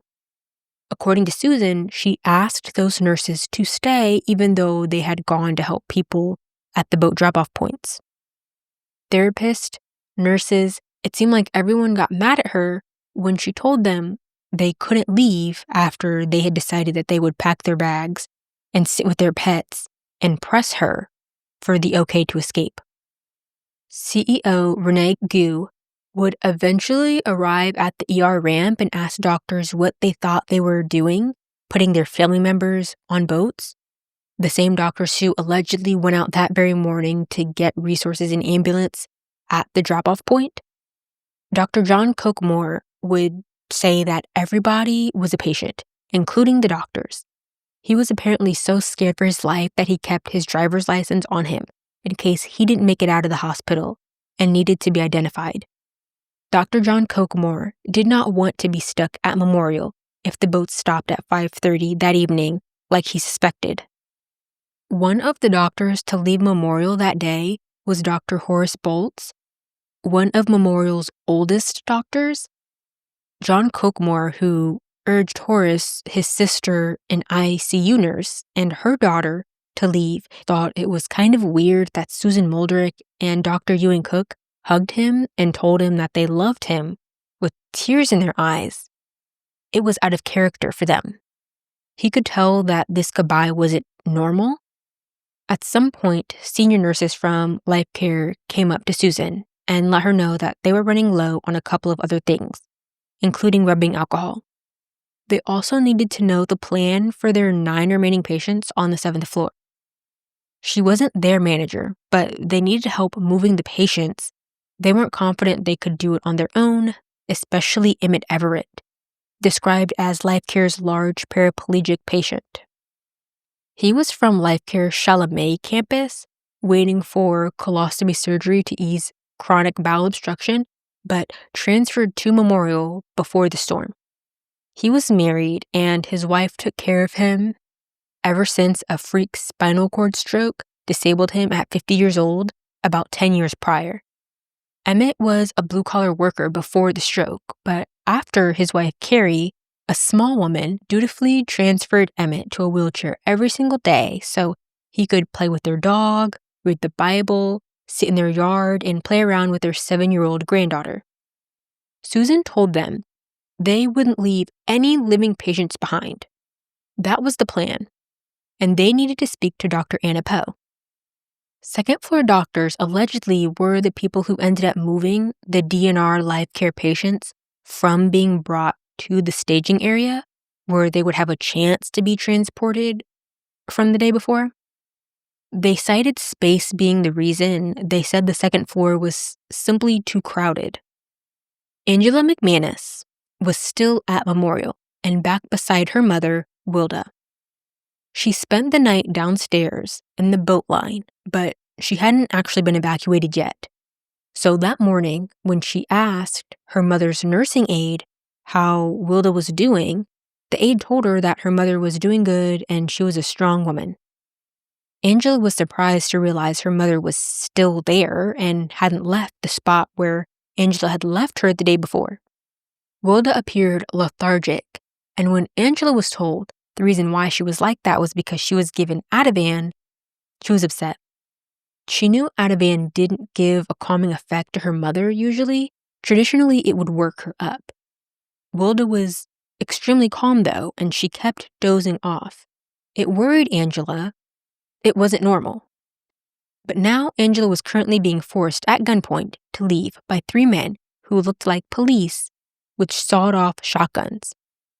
Her mother didn't even stir when Angela screamed at an officer lowering his gun that was previously pointed at the ceiling. After speaking with her mother, singing to her at Wilda's request, and getting a promise from Wilda's nursing assistant, she would make sure her mother continued to receive nutrition through her feeding tube and would stay with Wilda no matter what, Angela cried hard. So hard she grew winded and had to rest between flights of stairs on her way down to the boat. The other notably faithful daughter, Catherine Nelson, was still at Memorial with her mother Elaine too. After Catherine had been sent to wait for a boat the day before, she sensed any bedbound LifeCare patients wouldn't actually be leaving anytime soon. She could see through a window that male nurses and other able-bodied people were leaving via helicopter, not any sick people. She decided to go back upstairs to Elaine. She didn't like being away from her for any amount of time, honestly. When she tried to go back upstairs, 3 guards or police officers stopped her and told her she couldn't because she was a security risk. Catherine argued with the men until a nurse who just found out her own children survived the storm and were not at Memorial took pity and let Catherine go be with Elaine. When she made it upstairs, her mother's eyes were glazed and she seemed like she was struggling to breathe. Catherine asked for medication to help with the breathing, and a nurse agreed to provide comfort in the form of a small dose of morphine and Ativan. That's allegedly what the infectious disease doctor ordered patients be given the night before as needed. After injecting her mother, the nurse told Catherine that the drug mix sometimes caused patients to stop breathing altogether. Catherine was so alarmed to hear this, she did not sleep that night. She chose to stay awake and keep an eye on Elaine. In the morning, Elaine's eyes weren't glazed and her breathing was better, but Catherine still worried. The sound of helicopters landing back to back, what felt like nonstop, made her feel a little better though. She believed that they might actually be saved. But Catherine was also being coaxed to leave by LifeCare nurse executive Therese Mendez. Therese told her if Catherine did not leave now, she'd never leave the hospital. Catherine felt Therese was actually super nice to her mother before. She even made note of it several times. But when she told the nurse, she didn't care about missing the boats. It's like the response triggered Jekyll and Hyde. Therese told Catherine sharply that her mother was dying. Catherine told her she was dying too from cancer. She wasn't, but she would say anything to protect her mother. To the point where, when she was first asked to leave on Tuesday, Catherine asked to be admitted as a patient so she could travel with her mom. She had even started wearing hospital gowns. She wasn't letting over a month and a half of being beside her mother day in and day out go to waste just because they were telling her the woman was dying. After so many of Catherine's attempts to brush off Therese, the nurse came back with a possibly armed police officer or guard. She was given only a few minutes to tell her mother goodbye before she was forced to leave Elaine around 11:15 a.m. with Therese Mendez. At the same time, meetings with Memorial and Life Care staff were taking place to decide the fate of every patient within Memorial Medical Center. Life Care Nursing Director Gina Isbell had stumbled upon a meeting. At the meeting, Dr. Anna Poe and nurse Andre Gramian were present. After running into an extremely upset Andre, Gina found her boss, Diane Robichaud, Life Care's assistant administrator. Diane told Gina that Memorial staff were going to do something for their Life Care patients and that those patients would not be evacuated. Those patients would not be leaving the hospital. Diane informed her they were supposed to clear the floor of all staff except the core leadership team. Gina didn't want to think about how, after keeping patients alive for 4 to 5 days at this point, she was now aiding other Life Care leaders with clearing the on-duty nurses off the floor. They told them they had to grab their things and leave right then, to the point where a nurse in the process of getting medicine ready to give Elaine Nelson was told to drop it and leave without even signing her patients over to another caregiver. Andre Gramian, also actively tending to 2 patients, was told to evacuate immediately too. He says he was told someone would take care of the patients. Diane made Gina go to the back staircase and stop anyone from coming back onto the floor. Gina would let the occasional staff member in to grab their items from closets, and she thought about the daughter of patient 90-year-old Alice Hutzler. Alice shared a room with patient Rosie Savoy. Alice was perky, given her health conditions, heart disease, dementia, diabetes, and a previous stroke that caused her partial paralysis. She was at Life Care due to bed sores and pneumonia she got at a nursing home. Alice's daughter called before the storm, but Gina didn't answer the phone. She was busy at the time, but she had a message passed to Alice's daughter that said Gina would take very good care of her. Alice had been resting comfortably the afternoon before. Now Gina Isbell sat in a chair by the back staircase and felt a little guilty. She hoped help would get there before her patients died. Gina and the other Life Care leaders left the 7th floor to join evacuation lines just before noon. At the same time, Dr. Kathleen Fournier was making her way to the 2nd floor lobby when she ran into Dr. Bryant King, angrily grabbing his bag. She could see how upset he was as he announced that he was getting out of there and everything was just crazy. Kathleen asked him for a hug because she was angry and hurt too. She knew why he was leaving and told him as much. Life Care leaders leaving the 7th floor were planning to stop on the 2nd to check on a few Life Care patients that had been moved there the day before. They were just going to check in on them before going to the machine room hole and going through it to the garage with a dose of Ativan for a staff member having a mental breakdown. Life Care staff were stopped by a Memorial employee before they could exit the stairwell on the 2nd floor, though. A doctor told certain people to stop others from going onto that floor in the patient area where the DNR patients were lying. One nurse asked Theresa Mendez if they should just try and go ahead and see what was happening, and Therese told them not to try it because they'd end up shot or arrested. The only life care employee allowed onto the floor was their pharmacist, who was only even allowed to take that Ativan directly to the garage for the staff member having the breakdown. Life care staff, wanting to know which of their patients died, were to email an address written on Therese Mendez's scrub shirt given to them by that memorial staff member blocking the door. Happening on the second floor while life care staff were barred, Chief Financial Officer Curtis Dosh witnessed a peculiar sight. A doctor gave a patient medicine before flapping a hand around the person's mouth for whatever reason. Around that time is when Susan Muldrick pulled Curtis to the side and told him that some people thought the patients wouldn't make it. He figured she meant they were medicating patients to make them comfortable in the process of dying, even though to him, they looked comfortable, practically comatose. But the evacuation was full steam ahead and going smoothly. Pilots even brought them more food and oxygen tanks.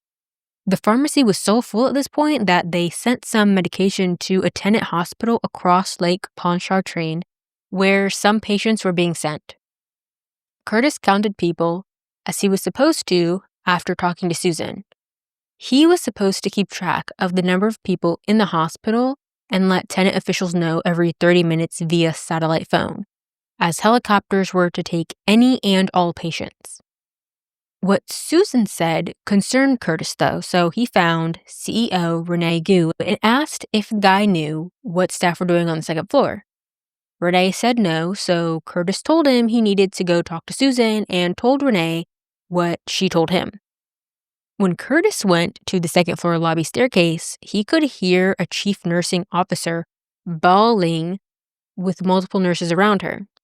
And he just knew she must have just heard what had been decided.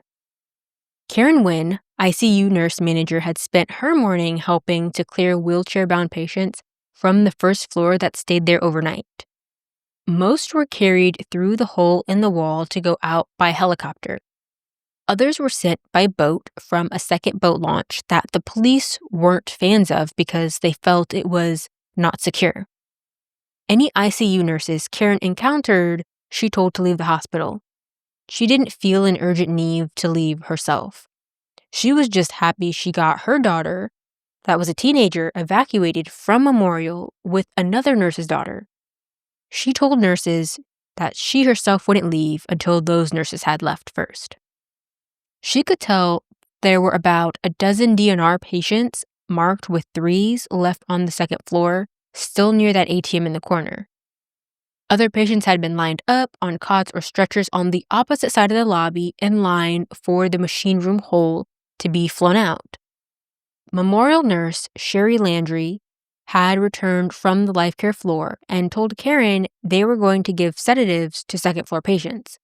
She asked Sherry what should she do, and Sherry told Karen to just check on people and see how they were. Karen noticed an elderly woman breathing slowly but not without struggle.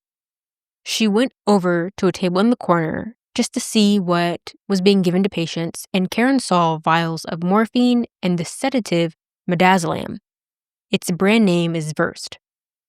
Midazolam is typically used, among a couple other reasons, to help patients relax or sleep before a surgical procedure. It can also block any memories of the procedure.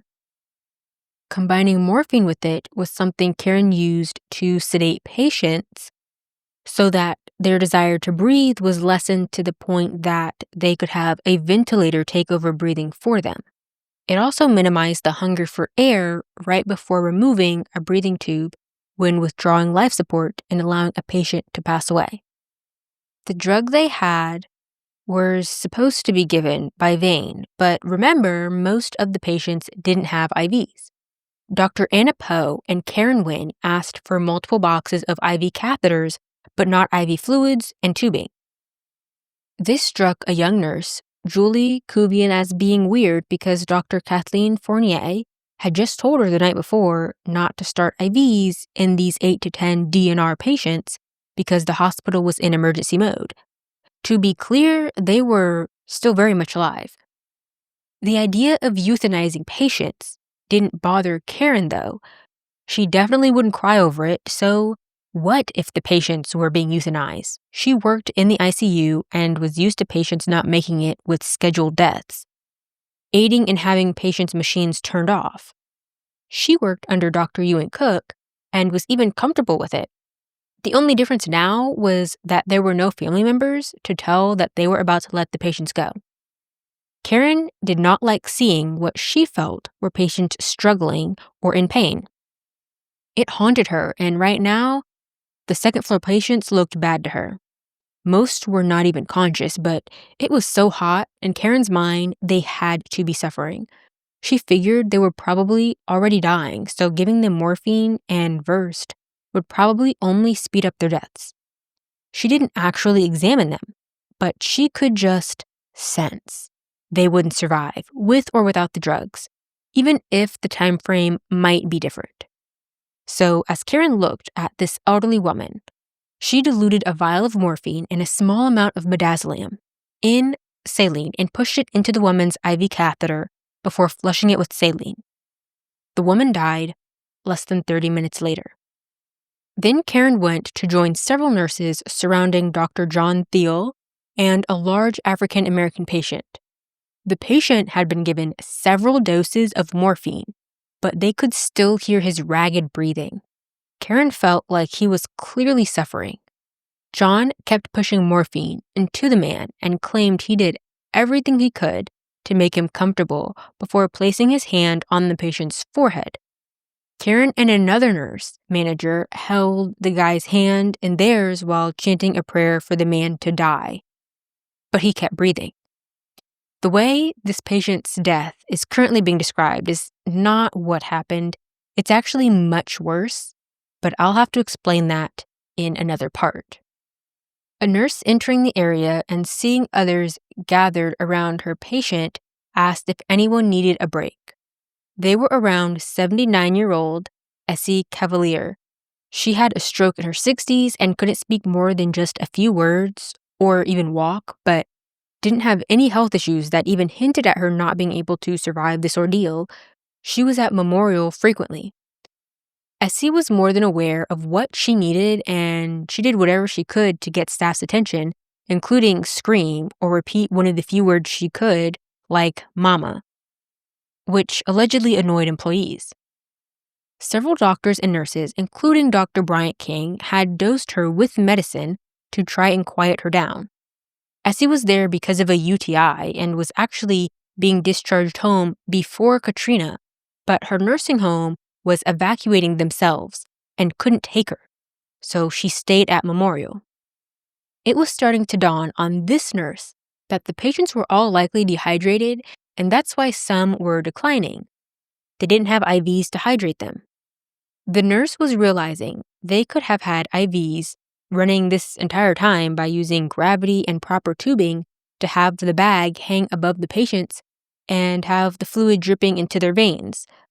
Not that staff in Memorial at the time appear to have considered that that's exactly what many other healthcare facilities that also lost power did, Charity Hospital included.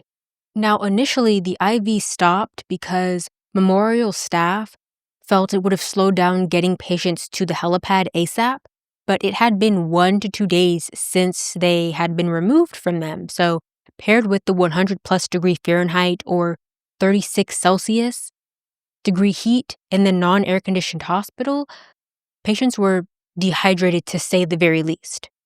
That nurse was trying to figure out what everyone was doing and started to panic when she saw another patient with staff around them start to struggle with breathing after being given an injection. The nurse looked for someone to do something, allegedly anyone who could write an order for an antidote to the injection to be given, but she would later remember feeling like, in some people's minds, medication was being given for the greater good, to allow tired and scared employees to leave Memorial faster because there were too many immobile patients. The nurse asked someone what could be done to stop what she was seeing. Someone told her it needed to be done, and multiple people told her Dr. Anna Poe ordered the drugs. Several nurses familiar with the patients essentially being put down were upset, They didn't work that hard keeping everyone alive for days at a time just for them to be snuffed out so staff could leave the hospital faster. Most of the other staff on the second floor acted like what was happening was bad but necessary, with one acting like anyone not on board was being unrealistic and in need of growing up. A group of nurses tried carrying the man struggling to breathe up to the parking garage, hoping to get him to the helipad just to give him a chance to survive. But no one was even willing to try to reverse the drugs. At the same time, Merle Lagasse was still lying on top of the parking garage after being separated from her daughter, Kay, the day before. A nurse noticed her troubled breathing and got Dr. Roy Collada, the doctor that had taken over her care for cancer and emphysema after Dr. Ewing Cook retired. Roy took Merle out of the evacuation line and had a nurse grab morphine, Versed, and Ativan. He knew after being Merle's doctor for weeks at this point that she had a high tolerance for narcotics since that's what she took to control her pain and anxiety. He knew she would need a large amount of morphine to end her gasping and what he believed to be her suffering. He knew it would quicken her death. Merle and her daughter Kay did not agree to a DNR, but Roy figured as Merle's doctor, his goal was to control her pain and anxiety. Roy injected Merle with the drugs, placed her in the back of a truck they used to transport patients through the parking garage, took her back into Memorial Hospital, and sat with her as she died. That young nurse, 22-year-old Julie Couvian, returned to the lobby of the second floor after being sent away by a doctor. That I'm assuming was Anna since she wasn't identified, but the description matches. Julie thought the patients didn't look right, so she and another nurse put a battery-operated pulse oximeter on a patient to get their blood oxygen level. The reading came back at 65%, extremely low. Normal readings, depending on age, are anywhere from 95 to 100%. 91 to 94% is concerning, not completely unsafe depending on the individual's health conditions, and can be explained with sleep apnea or an underlying lung or heart condition. Obviously, a doctor would need to further verify and determine the nitty-gritty, not just brush a reading like that off. But below 90% is critical and requires immediate and urgent care for everyone, no matter what. 80 to 85% affects your brain, and at 67%, you've reached cyanosis, which is when people turn blue, purple, or grayish due to a lack of oxygen flow in the body. So at 65%, paired with how the rest of the patients looked, Julie was looking around pretty freaked out, but that same female doctor came up to her and the other nurse and told them to stop what they were doing and to end all patient care. Julie had just gotten out of nursing school 3 months prior, and this was her first time actually seeing a patient die, let alone multiple at the same time. Looking around, you could see staff just pulling sheets over the second floor patients. The doctor asked her to carry dead patients to the chapel, and Julie did. Staff moving the bodies tried to be as discreet as possible to prevent patients in the evacuation line from actually noticing what they were doing, since evacuations by both boat and helicopter were continuing throughout the entire day, until all of Memorial's staff and still living patients were evacuated. Police on site instilled a sense of intimidation instead of protection to Memorial dwellers as they stood on the emergency ramp, yelling threats at anyone going too close to them with shotguns on their hips. They brought a large airboat with them to the hospital that they weren't using to help move anyone. An officer actually sat inside, alternating between chain smoking and napping. Staff with pets that they hadn't put down, which wasn't that many anymore at this point, were excited when an anesthesiologist, the surgery chief, and plant operations chief returned to the hospital with a boat they found and hot-wired. Staff could now take their pets on that boat since it was stolen. Staff euthanizing the pets was unnecessary, after all. At some point during that time, Susan Muldrick went to the emergency room and saw 2 patients lying in the waiting room. One of them, I believe, was that elderly woman brought to the hospital on the mattress through floodwater by her husband and the other men, the one that Karen Wynn reattached the no longer sterile urine collection bag to, the two patients weren't being moved to evacuate because staff said that they were dying. Now, Susan had been told that they were in the ER waiting room hours prior to this point. They were still very much alive when she went to check on them. She asked the ER doctor what they were going to do with those two patients because they needed to decide if they were going to move them upstairs or were they going to die soon, so they didn't need to be moved. The doctor told her he would take care of it. Around 9 p.m. Thursday, September 1st, the patient designated last for evacuation was lifted up the steps to the helipad. Rodney Scott, that 300-plus pound patient, was carried by inexperienced volunteers, and while it made Rodney nervous, the guy was just happy to get out of the stiff, disgusting air of Memorial Hospital. 4 men would push his wheelchair onto the Coast Guard helicopter, and a nurse helping in the effort would be pinned between the helicopter and Rodney's wheelchair. No one heard the guy yelling for them to stop pushing Rodney's chair over all of the noise. The nurse seemed to have a hard time breathing after being smushed, and after being examined by Dr. Roy Collada, they considered taking Rodney out of the helicopter and letting the injured nurse catch a ride instead. Another helicopter overhead ended that discussion, though. They decided Rodney would stay in the chopper he was already in, and the nurse would catch a ride from the helicopter hovering above.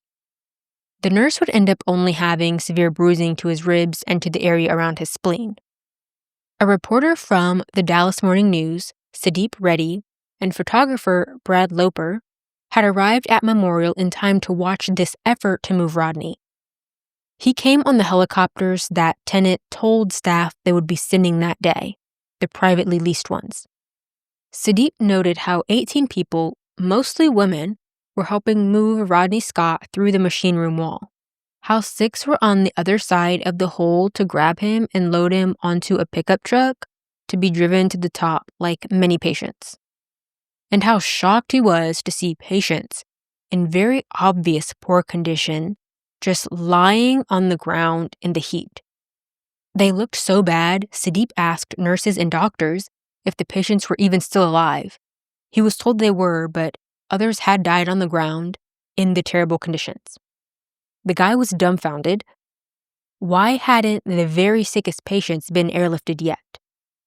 Family members of patients that did not make it out of Memorial alive would wait a long time to get any kind of answers, even though Memorial's pathologist, Dr. John Skinner, had recorded locations, names, and birth dates of the deceased and faxed that information to Tenet officials before leaving.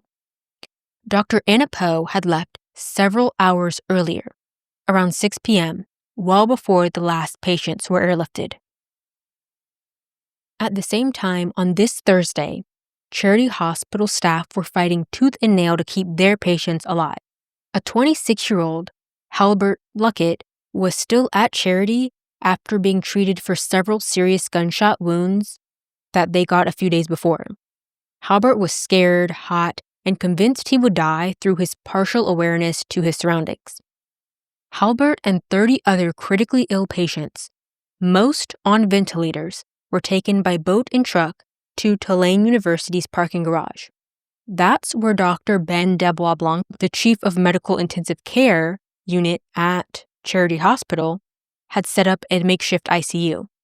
The man wasn't going anywhere until he could helicopter those patients out of there. They had to wait 12 hours, most of the time with Ben going ballistic. He shouted at people on the helipad, watching choppers land and take off. He couldn't fathom. In fact, he demanded to get an answer to why able-bodied people were being flown away while his patients lay dying on the concrete less than 100 yards away. One elderly woman died despite their best efforts during that 12-plus hour wait. Ben couldn't understand. He said he witnessed 100 helicopters land and take off with people walking onto those helicopters and fly away while he's there manually bagging critically ill patients on the roof with his team.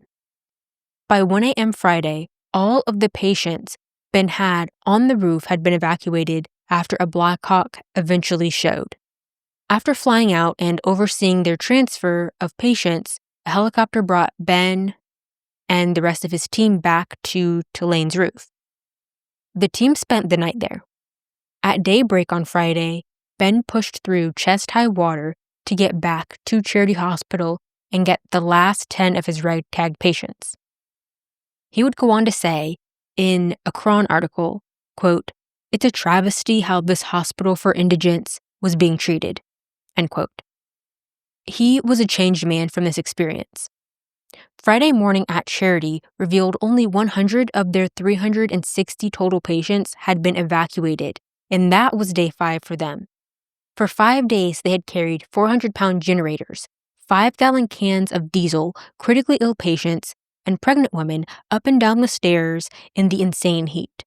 They set up a makeshift, fully functional operating room that they luckily didn't need to use. They rationed their food and hydrated themselves using IVs. They got diesel for the generators from an abandoned ambulance on the ramp outside their ER. Any human remains they carried to the fire escape, but they had managed to keep just about all of their patients alive. They only lost 8 patients during their entire post-Katrina battle. Around 3 p.m. on Friday is when rescuers showed up at Charity with trucks and airboats on the ER ramp. It took 3.5 hours to clear Charity Hospital. The staff was so happy and exhausted, but sensed it might be the last time that they would see Charity Hospital. The staff took some time to take a group photo before evacuating. The second the sun was up on Friday for Debbie and Lori's group, the one that stayed the night in the bus after being turned away from the bridge, they were out of there. The group left a note on the bus saying thank you and sorry, and they headed for the bridge to see if they could cross again. But the only way they could do that was lie. Larry contacted his union president, and the guy somehow contacted another union, and he contacted someone working for FEMA or something. But basically, Larry's union president played telephone until the right person got to the right Gretna police officer who would let that group of 8 people cross the bridge. Those 8 could see more people come up behind them to try and leave, but the sheriff walked down the ramp and shot past to anyone else approaching, telling them not to come near. Lori felt incredibly incensed and angry that other people weren't allowed to leave. It wasn't fair. It was sad, demoralizing, wrong, nonsensical. Take your pick of word. It was only because of that connection and game of telephone that they were even allowed to cross, and in that group of 8, 3 were white and 4 were black. The authorities actually told Larry that only his immediate family could cross the bridge. So Larry told him the black people were his immediate family. Debbie, for all intents and purposes, was now his daughter. Her friend's mom was now his sister-in-law with her 3 kids, and her friend's brother's friend was his foster child. To cross the bridge together, that's how they had to play it.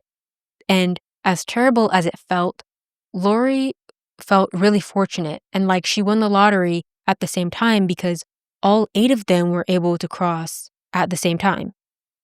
The worst of the nightmare was over for that small group because they at least got out of the city alive on Friday, September 2nd. Many others would be stuck for much longer. Those that got out alive anyway. And it would turn out that Debbie placing her bets on sticking with Lori paid off since she did manage to get out of the city in that group of 8. Some memorial staff, including Susan Mulderick, would be evacuated from the hospital and end up at crowded airports. They would stay there for a day or 2 before being flown out ahead of many other New Orleanians who had been there waiting much longer, like a Phyllis LeBlanc, who I don't know if she was related to Part 1's LeBlancs or not, but Phyllis first heard of Katrina on the 26th and knew that it was at least out there. By Sunday evening, Phyllis was without power and started praying heavily. She even called her sister in California to get updates on the news since they had power. Her sister warned her when the storm was 30 minutes away. Phyllis was with her husband, waiting to ride out Katrina. And like many people who say God's got them before they do something a little questionable, it was about then that Phyllis realized it could be God's will for them to die in the storm. Phyllis remembered seeing everyone's homes being peeled apart, and when the water started rising, she tried calling 911, knowing that they were warned if they stayed, no one would help them. No one would be able to. It didn't matter, though, because she was desperate enough to dial 0 for the operator and ask them to transfer her to 911. The operator told her they couldn't do it because 911 wasn't taking any calls. Phyllis got upset, because what do you mean 911 is not taking people's calls, especially with her about to die? It didn't matter that she heard officials' warnings telling anyone staying to fill their tubs with water so they could flush the toilet if they survived. It didn't matter that they were warned it would be bad and they would be on their own. It didn't even matter that if she couldn't get out, there was absolutely no way for 911 to get to them, and they wouldn't risk first responders on a suicide mission. After the storm, Phyllis remembered being stranded, seeing a helicopter and waving objects around yelling, trying to get their attention. She almost couldn't believe it when she made direct eye contact with one guy in a helicopter, before he circled his finger to signal to leave and the chopper left. Being a deep Southerner, she probably wasn't surprised by how very hot it was by day 4. She described it as death heat, but even still it was miserable. And at some point, she found a fridge. She put kids and an elderly woman in it and used it to float to where the water was lower.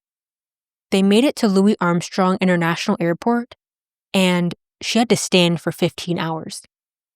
The woman already had blisters before making it there, and then she had to stand on top of that.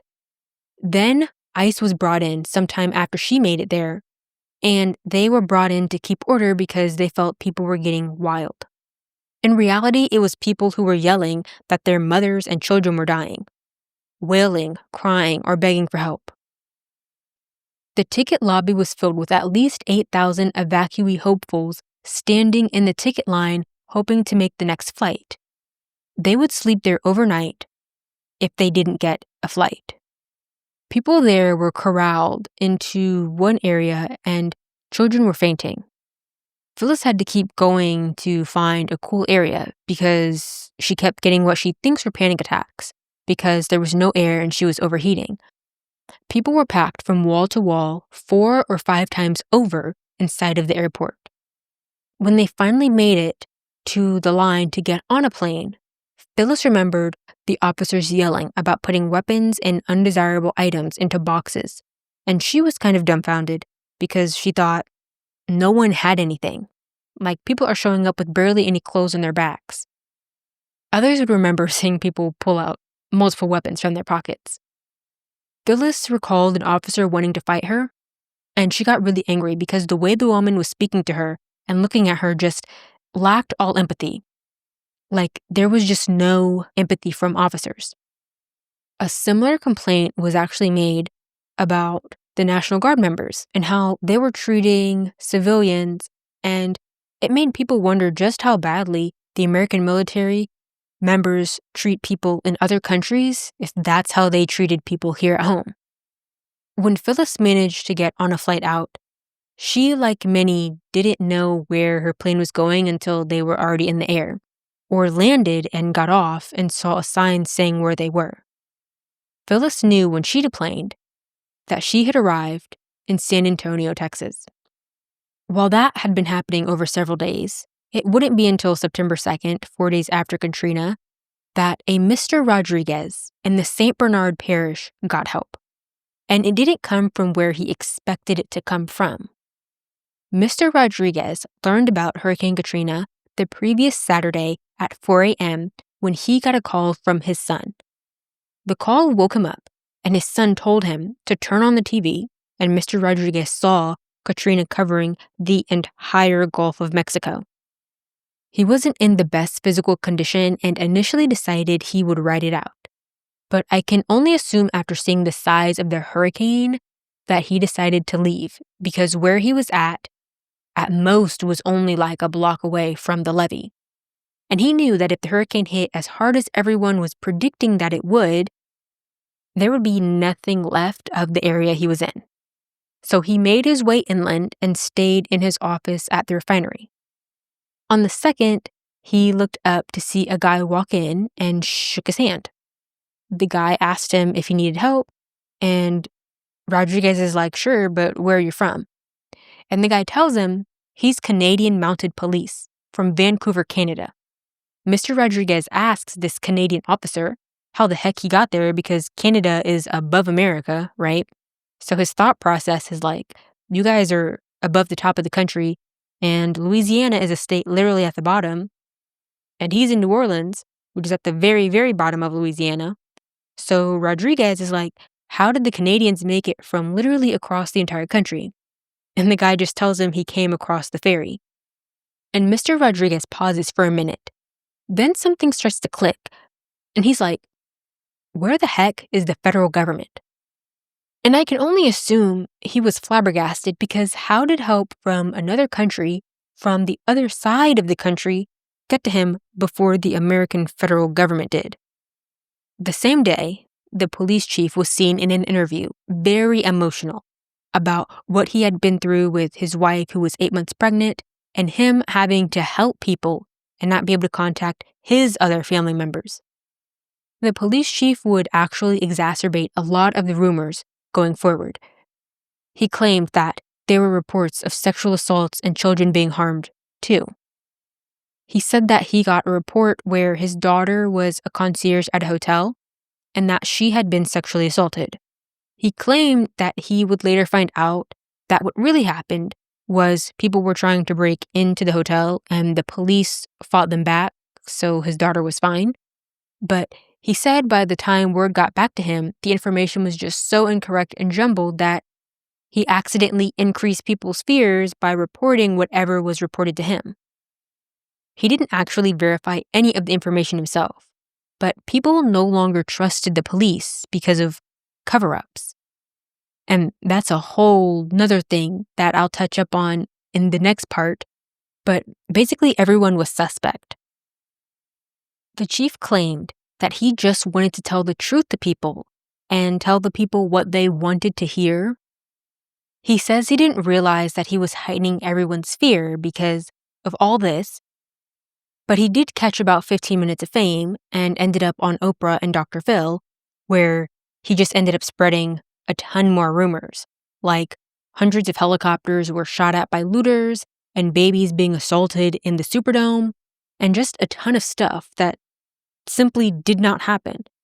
And those rumors grew and took on a life of their own and negatively impacted the way everyone viewed New Orleans because it just sounded like the apocalypse had begun there. To this day, I still see people saying things like the Superdome became an incredibly dangerous place to be because women and children were being harmed and assaulted in huge numbers. And I wouldn't be surprised if assaults on women and children happened. I'm not saying that absolutely nothing happened, but as far as I've been able to fact check, at the time of me recording this episode, a lot of what was spread just wasn't true. Obviously, I'll update this if I'm giving new, reliable information, but most things were just rumors and panic taking on a life of its own, leading to hearsay becoming fact, even to the point where all of the gunshots that people were reporting that they were hearing, rumors were starting that it was civilians killing civilians and all kinds of crime, when in reality, a majority of it was just people shooting to catch first responders' attention or to catch helicopters' attention because people don't just have flare guns at the ready. So they were firing shots to catch the attention of people that would be able to provide them help, not just to murder other people. Well, except for the Algiers Point vigilante militia group. But obviously at this time on September 2nd, no one outside of New Orleans or directly interacting with all of this knew that what was being reported wasn't true. Which makes matters worse, because it's the same day President George Bush was in Mobile, Alabama, and other places talking to the press while looking at the damage from Katrina, which remember hit several Gulf Coast states. President Bush made a statement along the lines of, "The Gulf Coast from the air looked like it had been just completely obliterated with the worst kind of weapon you can imagine."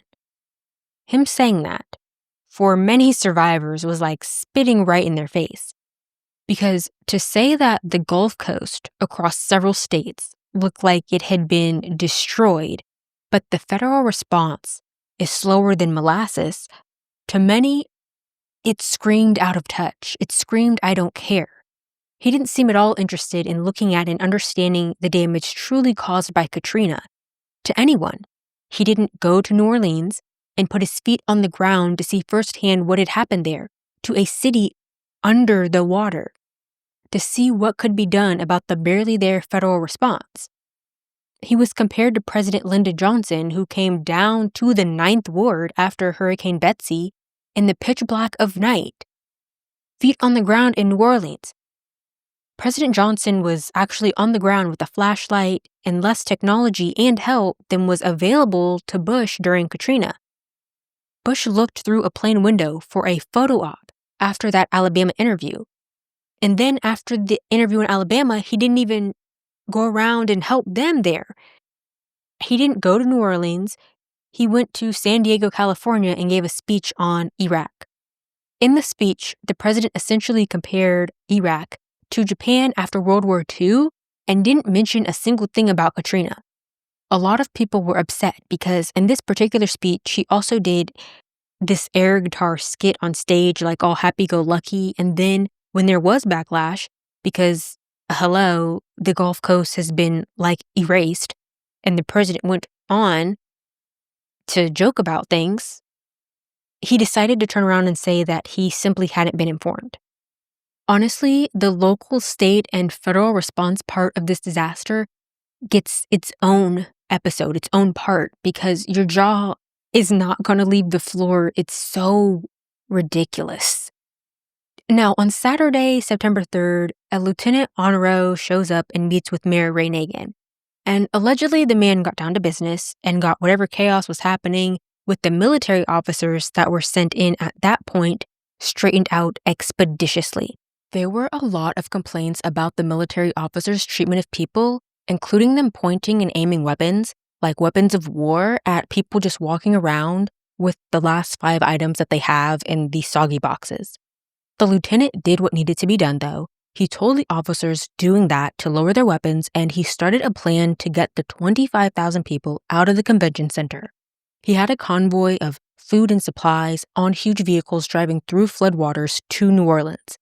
The director of security at the hotel by the Superdome knew that they needed to evacuate these people from the Superdome through the hotel. Up until this point, even though the buildings are side by side, they felt like miles apart because of all of the water and debris between the structures. But the hotel's director of security was a bit stressed because he wasn't actually told that this is how people would evacuate until the day of, and he was told the National Guard, along with state and local police, would handle security. They were worried about people fanning out in the hotel, which would lead to more issues. So he found a guy, a captain, and basically went off. I can only assume that the stress of moving like 40,000 people, including those in the hotel and nearby, got to him. But they formed a plan, and the captain had military officers form a physical line with their bodies standing shoulder to shoulder from the entrance of the New Orleans Center to the hotel to the Loyola Street door like a chute. And the combined efforts of everyone that day worked, in a way. The next day, reporter Soledad O'Brien was at the convention center, and she said it was like a ghost town. Everything had been abandoned, with the exception of helicopters flying above. Inside of the convention center, you can see there's debris and chairs just everywhere in the footage. But the smell is the first thing that stood out to her noticeably, and it made her realize just how bad the situation really was. She said it smelled like urine, dead bodies, and people who have walked through sewage. When she left the building, she had to walk back a while because that building is so big it actually goes for several blocks, but she passed someone's remains under a tarp. They had been covered with it, I'm guessing to be respectful. And she says that maybe the people will come back and get them once they realize that there's a guy there. But 2 days later, she returned to do a story there because she wanted that same backdrop of the convention center, and she saw that the remains were still there. There was just so much else to do, and it was so chaotic that it appeared that they couldn't even be bothered to spare resources to clean people up. A man's remains were left in the middle of a major American city, and they couldn't even spare the resources to remove him. And he wasn't even close to being the only one. I don't want to say everywhere because of how rampant the rumors were and how things just kind of snowball, but compared to what the average American sees on a normal day, it felt like everywhere. Bodies just all over the place, floating in the water, on top of cars, on the interstate, and those were just the ones not trapped inside of a building, a home, or an abandoned medical center. Stay safe, and I'll be back next Thursday with part 3. Sources can be found at occurrencepod.com, which is linked in the show notes, along with any other relevant information.